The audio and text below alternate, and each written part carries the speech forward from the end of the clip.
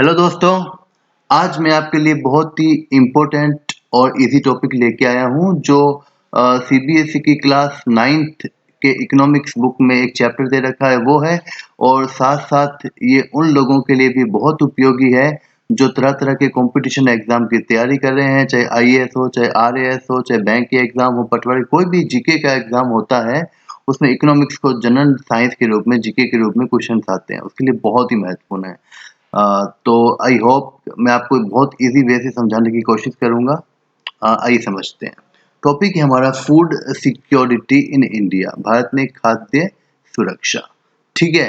तो अब सबसे पहले हम इसकी डेफिनिशन, इसकी परिभाषा को समझते हैं कि भाई फूड सिक्योरिटी क्या होती है, ये खाद्य सुरक्षा होती क्या है। पहले हम सिंपल सी डेफिनेशन करते हैं, फिर उसको एक्सप्लेन करेंगे। तो ये क्या है? It refers to the availability, accessibility and affordability of food for all the people at all the times।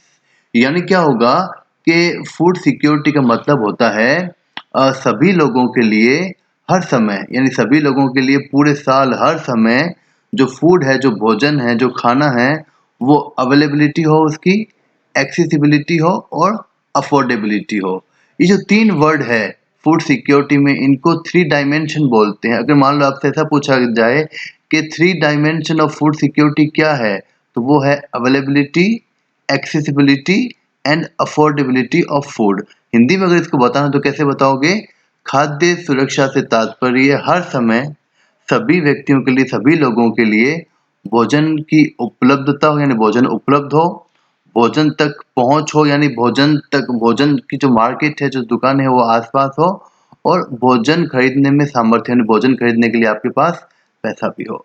अब मैं फर्स्ट ऑफ ऑल आपको ये समझना पड़ेगा कि फूड सिक्योरिटी में ये कहा गया है कि भई फूड सिक्योरिटी का मतलब होता है सभी लोगों के लिए पूरे साल, सभी लोगों के लिए ऑल द टाइम्स जो फूड है वो अवेलेबल रहे, उसकी एक्सेसिबिलिटी हो और अफोर्डेबिलिटी हो।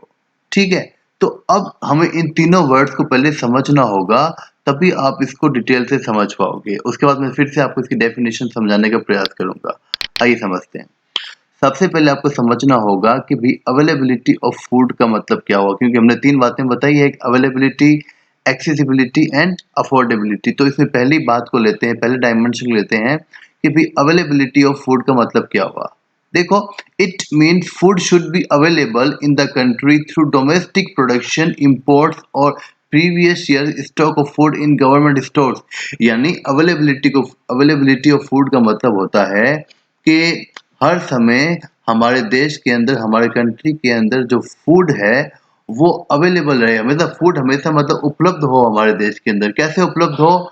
चाहे डोमेस्टिक प्रोडक्शन से, यानी उस फूड का प्रोडक्शन जो है वो हमारे देश में किया जाए, यानी या तो खेती-बाड़ी हमारे खेत में हो, या उस मान लो कोई वस्तु है, कोई चीज़ मतलब एग्रीकल्चर प्रोडक्ट नहीं है, तो जो दूसरे प्रोडक्ट है उनका प्रोडक्शन जो है वो हमारे देश के अंदर, भारत के अंदर ही किया जाए, या उसको भारत में नहीं है, प्रोडक्शन नहीं हो पा रहा है तो उसको विदेशों से इंपोर्ट कर लिया जाए, आयात कर लिया जाए, विदेशों से खरीद लिया जाए, या जो पुराने साल का जो स्टॉक है हमारा फूड का, उसको सरकार सँभाल के रखे, भंडार करके रखे। यानी जो फूड है वो हमेशा अवेलेबल रहे हमारे देश के अंदर, चाहे वो कैसे भी हो, चाहे खुद प्रोडक्शन करना पड़े हमारे देश को, चाहे इंपोर्ट करना पड़े, चाहे सरकार को भंडार में या स्टॉक में रखना पड़े। ठीक है? दूसरा वर्ड है एक्सेसिबिलिटी ऑफ फूड। इसका मतलब क्या हुआ दोस्तों? It means food should be within the reach of every person और market of food should be near.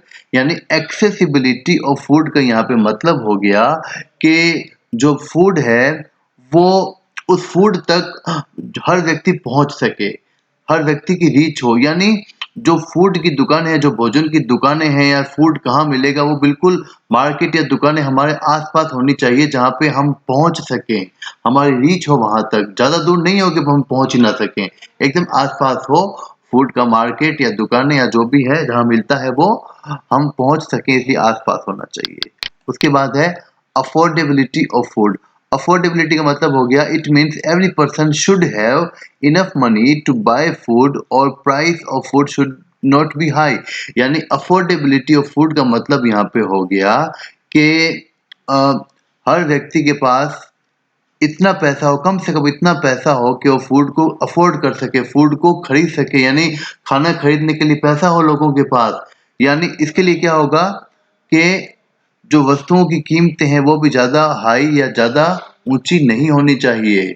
ठीक है, अब आते हैं how food security ensured in India, यानी हमारे देश भारत के अंदर फूड सिक्योरिटी, खाद्य सुरक्षा किस प्रकार सुनिश्चित की जाती है, यानी गवर्नमेंट ऑफ इंडिया जो हमारे देश की सरकार है वो किस प्रकार से गरीबों के लिए फूड सिक्योरिटी को एंश्योर करेगी, यानी खाद्य सुरक्षा करेगी, सबको खाना मिले, सबको भोजन मिले, इसकी श्योरिटी दे सकती है।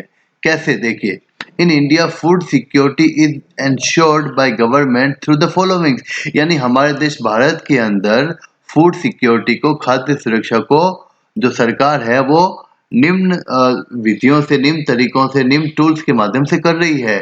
फूड कैसे कर रही है? नंबर 1, बफर स्टॉक, सरकार एक बफर स्टॉक बनाती है। मैं इन तीनों का, जो मैंने 3 पॉइंट लिखे हैं, इन तीनों का मतलब मैं आपको समझाऊंगा, लेकिन पहले इसका समरी कर लेते हैं। फूड सिक्योरिटी इंश्योर करने के लिए सरकार 3 चीजों पर ध्यान देती है। नंबर 1, सरकार बफर स्टॉक बनाती है। नंबर 2, सरकार पब्लिक डिस्ट्रीब्यूशन सिस्टम यानी सार्वजनिक वितरण प्रणाली का सहारा लेती है।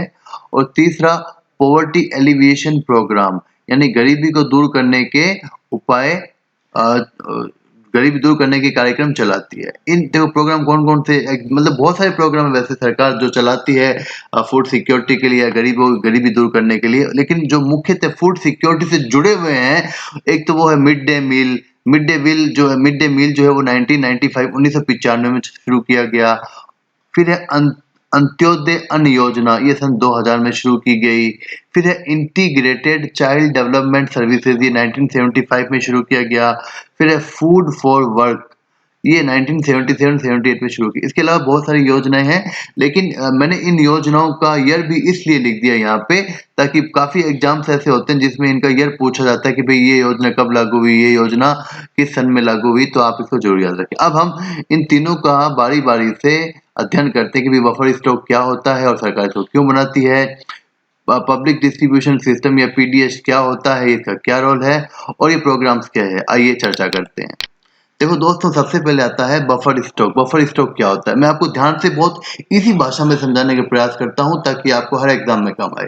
देखो दोस्तों, क्या होगा, it is the stock of food grains, wheat and rice procured or purchased by the government of the country from the farmers who have surplus production through Food Corporation of India FCI।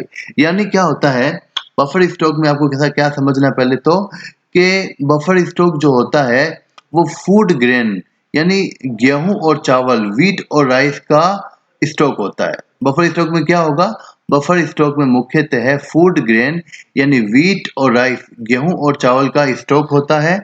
अब ये stock कैसे बनाती है, ये stock जो है वो government बनाती है। ये स्टॉक कौन बनाती है, गवर्नमेंट बनाती है। गवर्नमेंट क्या करती है, गवर्नमेंट की एक संस्था है food corporation of India FCI.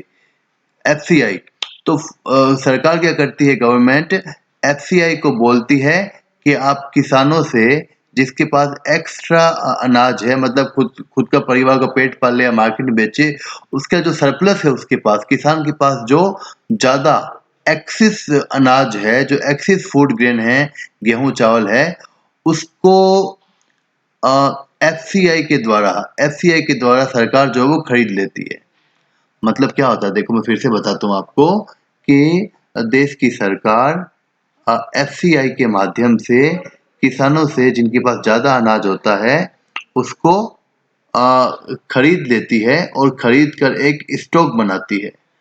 मतलब किसानों से गेहूं और चावल सरकार खरीद लेती है, और इसको खरीदने में मदद कौन करता है, एफसीआई मदद करता है, फूड कॉर्पोरेशन ऑफ इंडिया मदद करता है सरकार की। ठीक है, उसके बाद देखिए, farmers are paid MSP, minimum support price for their crops, यानी जिस कीमत के ऊपर किसानों से उनका अनाज खरीदा जाता है बफर स्टॉक को बनाने के लिए, उस कीमत को बोलते हैं मिनिमम सपोर्ट प्राइस, एमएसपी, यानी न्यूनतम समर्थित कीमत। ठीक है, अब एमएसपी क्या होती है? Is a pre announced price, यानी एमएसपी जो है वो सरकार पहले से ही अनाउंस कर देती है कि साहब इस बार हम आपको एमएसपी या प्राइस जो है मिनिमम सपोर्ट प्राइस इतनी देंगे। ये सरकार जो है वो गवर्नमेंट हर साल डिक्लेयर करती है, हर साल, क्योंकि थोड़ी बहुत उसको चेंज करना पड़ता है एमएसपी को। ये क्यों करती है सरकार? ताकि जो फार्मर्स है, जो किसान है, उसका वेलफेयर हो सके और किसानों को उनकी फसल के लिए, उनकी क्रॉप्स के लिए उचित प्राइस, सफिशिएंट प्राइस मिल सके। कई बार क्या होता है ना कि जो शहरों के जो बिजनेसमैन होते हैं वो गाँव में जाके किसानों से बहुत ही कम कीमत पर ले आते हैं अनाज वगैरह खरीद के, फिर मार्केट में लाके मनचाही कीमत पे बेचते हैं। तो उस चीज़ से बचने के लिए कि किसान को, बेचारे किसान ने जिसने इतनी मेहनत की है, किसानों को उनकी मेहनत की पूरी प्राइस मिल सके, एक उचित कीमत मिल सके, तो सरकार उनसे एमएसपी के ऊपर उनका अनाज खरीद लेती है। ठीक है? और अ, ये फिर देखिए, this purchased wheat and rice are stored in granaries by the government. अब जो सरकार ने एफसीआई के माध्यम से किसानों से जो ये गेहूं और चावल, जो फूड ग्रेन्स खरीदा है एमएसपी के ऊपर, उसका एक स्टॉक बना लेती है, इसका एक भंडार कर लेती है, उसका गोदाम भर लेती है, अपने भंडार बना लेती है बहुत बड़े-बड़े। उसी भंडार को, उसी स्टॉक को बोलते हैं बफर स्टॉक। ठीक है? अब आगे देखिए, अब बफर सरकार ने इतना सारा किसानों से अनाज खरीद लेती, गेहूँ-चावल खरीद लेती है और अपने बहुत सारे भंडार, अपने गोदामों को भर लेती है, बहुत सारा बफर स्टॉक इकट्ठा कर लेती है। अब सरकार इनका करती क्या है? बफर स्टॉक को क्या काम में लेगी सरकार? इतना अनाज का करती क्या है वो देखते हैं, आइए। Buffer stock is used to distribute food grains among the poors through PDS shops और ration shops at lower price than the market price. अब सरकार क्या करती है कि जो ये बफर स्टॉक बनाया है, गेहूँ चावल जो इकट्ठा किया है अपने गोदाम के अंदर, उसको क्या करती है, जो ये राशन की दुकानें हैं, जिसको पीडीएस शॉप्स बोलते हैं, पब्लिक डिस्ट्रीब्यूशन सिस्टम शॉप्स बोलते हैं, जिसको आम बोलचाल में राशन की दुकानें बोलते हैं। सरकार क्या करती है, इन राशन की दुकानों में ये बफर स्टॉक वाला अनाज भेज देती है और जो गरीब लोग होते हैं, खास तौर से बीपीएल वाले और कुछ जिनका बीपीएल नहीं भी हो उनको भी, जो गरीब लोग होते हैं, वो राशन की दुकान पे उनको बहुत ही कम कीमत के ऊपर गेहूँ और चावल और ये फूड ग्रेन्स मिल जाता है। मतलब बफर स्टॉक का पहला यूज़ कहाँ पे होता है? बफर स्टॉक का पहला यूज़ राशन की दुकानों में होता है, गरीबों को बहुत ही कम कीमत पर बाँटने के लिए, बहुत ही कम कीमत पे, जो ये मार्केट कीमत से बहुत ही कम कीमत लेते हैं। ठीक है, आगे देखिए। It is also used in the shortage of food during natural calamities, flood, earthquake etcetera और बैड हार्वेस्ट। अब मान लीजिए देश में नेचुरल कैलेमिटी, कोई प्राकृतिक आपदा आ गई, बाढ़ आ गई, भूकंप आ गया या कुछ और हो गया या फसल खराब हो गई। तो इस स्थिति में फूड की शॉर्टेज, खाने की फसल, मतलब गेहूँ चावल की शॉर्टेज हो जाती, कमी आ जाती है। तो इस स्थिति में भी सरकार अपने बफर स्टॉक में से जो है वो गेहूँ चावल निकाल के अपनी जनता को बहुत ही कम कीमत के ऊपर बेचती है या बाँटती है। तो ठीक है, आगे चलते हैं आइए। अब आता है कि पब्लिक डिस्ट्रीब्यूशन सिस्टम यानी पीडीएस क्या होता है? आइए जानते हैं दोस्तों। हिंदी में इसको बोलते हैं सार्वजनिक वितरण प्रणाली। देखिए अब क्या होता है, आगे देखिए। जो एफसीआई है, food corporation of India, purchased food grain from farmer at the minimum support price. यानी जो एफसीआई है, जो फूड कॉर्पोरेशन ऑफ इंडिया है, वो किसानों से फूड ग्रेन्स, गेहूँ और चावल को खरीद लेती है मिनिमम सपोर्ट प्राइस देके। ठीक है? और बफर स्टॉक बना लेती है, अभी मैंने बताया आपको, बफर स्टॉक बना लिया जाता है। When these food grains are distributed through government regulated shops or ration shops among the poor people of the society, it is called public distribution system। देखिए बहुत इजी दोस्तों, पीडीएस का मतलब क्या बताओगे आप?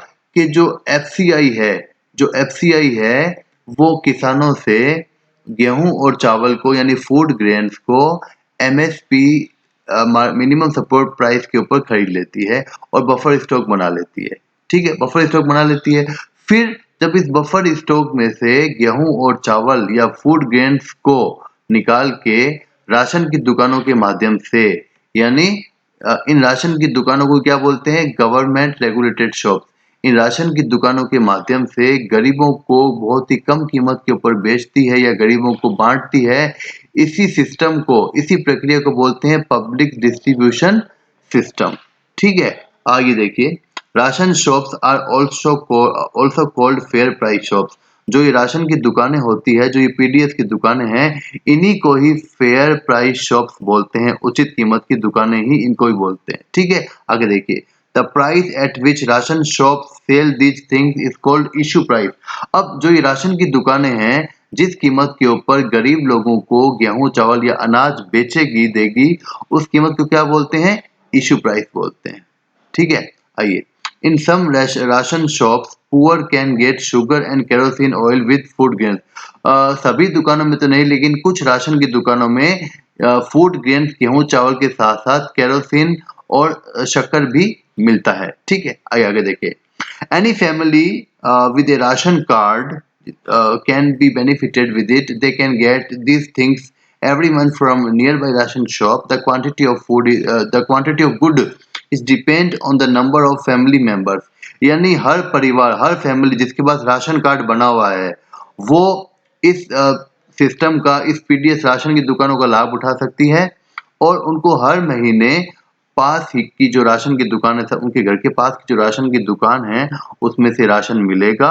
अब उनको कितना राशन मिलेगा, इसकी मात्रा कितनी गुड़ मिलेगी, 10 किलो मिलेगी, 20 किलो मिलेगी, ये इस बात पे निर्भर करता है कि उनके कितने फैमिली मेंबर्स हैं। जितने ज़्यादा फैमिली मेंबर्स है, उसके अकॉर्डिंग उनको अनाज वो जो है वो ज़्यादा मिलता है।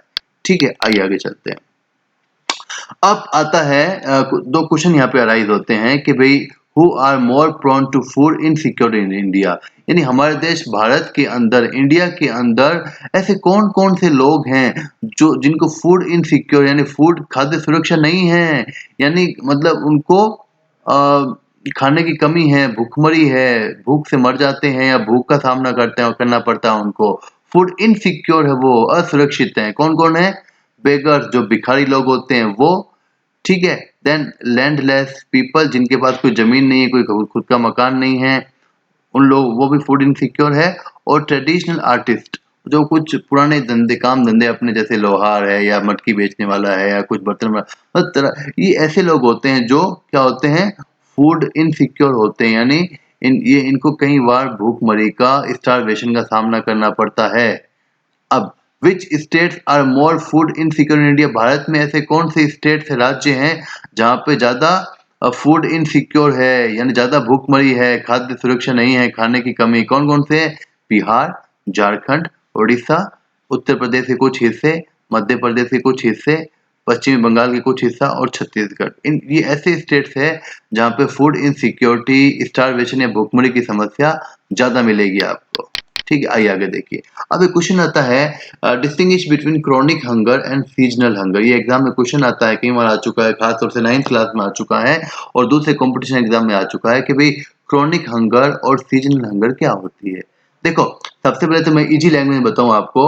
क्रॉनिक हंगर का मतलब होता है कि जो ऐसे लोग जो पूरे साल लगभग हमेशा ही, ऑलवेज, जिनको भूखमरी का सामना करना पड़ता है, हंगर का सामना करना पड़ता है।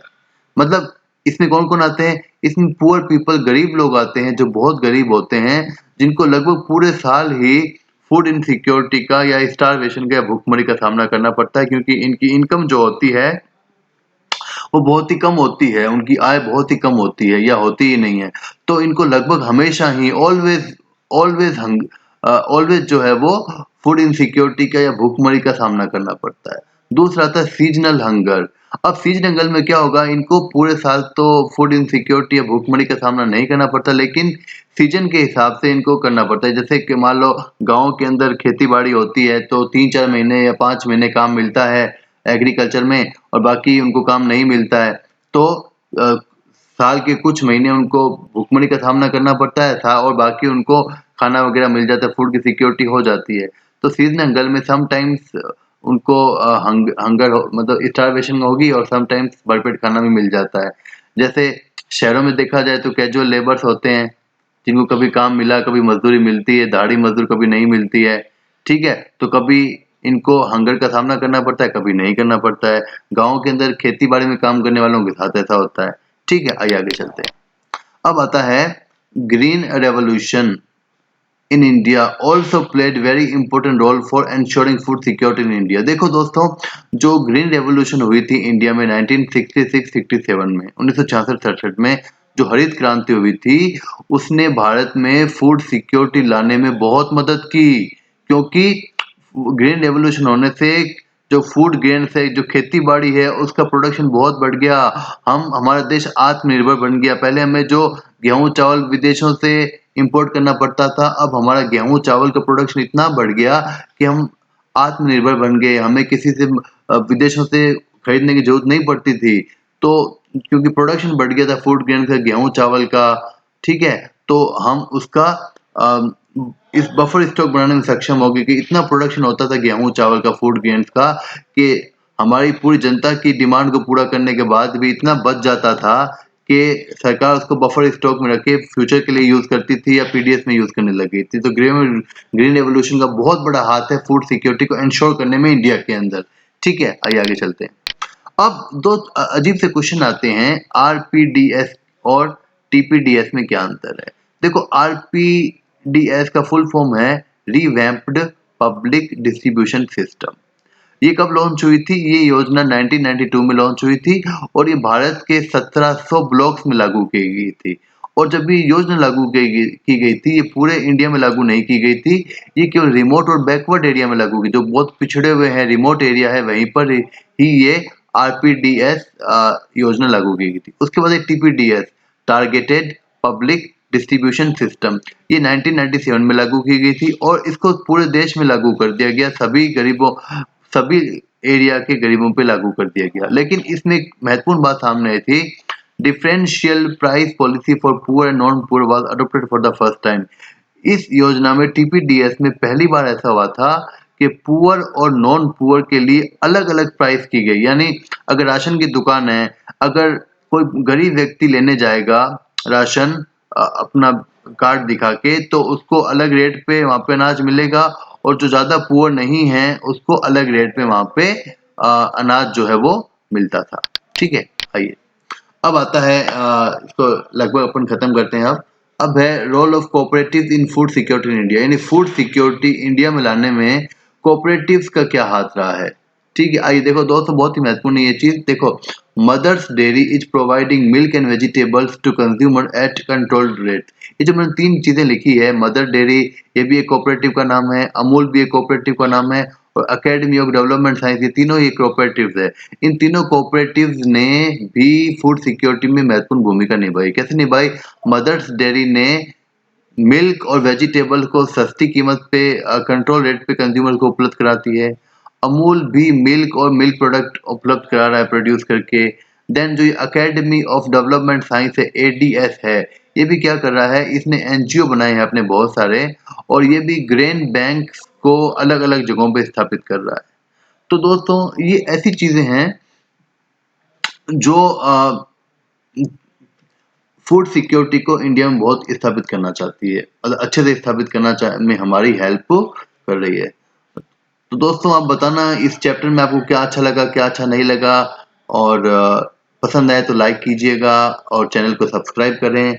और मैं धीरे धीरे सभी टॉपिक्स पे वीडियो बनाने वाला हूं, तो आप इस चैप्टर में, इस वीडियो में आपको क्या डाउट्स हैं, आपके क्या क्वेश्चन पूछ सकते हो, और क्या क्वेश्चन है आपके, आप मुझसे पूछ सकते हो।